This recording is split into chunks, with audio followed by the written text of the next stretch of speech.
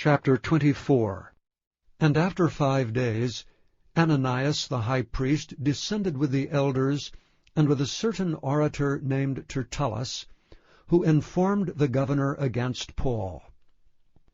And when he was called forth, Tertullus began to accuse him, saying, Seeing that by thee we enjoy great quietness, and that very worthy deeds are done unto this nation by thy providence, we accept it always and in all places, most noble Felix, with all thankfulness. Notwithstanding that I be not further tedious unto thee, I pray thee that thou wouldest hear us of thy clemency a few words. For we have found this man a pestilent fellow, and a mover of sedition among all the Jews throughout the world, and a ringleader of the sect of the Nazarenes, who also hath gone about to profane the temple, whom we took, and would have judged according to our law. But thy chief captain Lysias came upon us, and with great violence took him away out of our hands, commanding his accusers to come unto thee, by examining of whom thyself mayst take knowledge of all these things whereof we accuse him. And the Jews also assented, saying that these things were so. Then Paul, after that the governor had beckoned unto him to speak, answered, Forasmuch as I know that thou hast been of many years a judge unto this nation, I do the more cheerfully answer for myself, because that thou mayest understand that there are yet but 12 days since I went up to Jerusalem for to worship. And they neither found me in the temple disputing with any man, neither raising up the people, neither in the synagogues, nor in the city, neither can they prove the things whereof they now accuse me.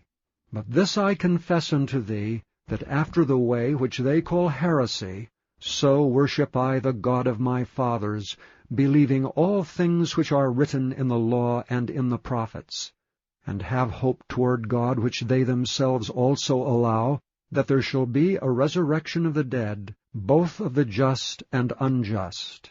And herein do I exercise myself to have always a conscience void of offense toward God and toward men. Now after many years I came to bring alms to my nation and offerings, whereupon certain Jews from Asia found me purified in the temple, neither with multitude nor with tumult, who ought to have been here before thee, and object if they had aught against me. Or else let these same here say, if they have found any evil doing in me, while I stood before the council, except it be for this one voice, that I cried standing among them, touching the resurrection of the dead, I am called in question by you this day. And when Felix heard these things, having more perfect knowledge of that way, he deferred them, and said, When Lysias the chief captain shall come down, I will know the uttermost of your matter.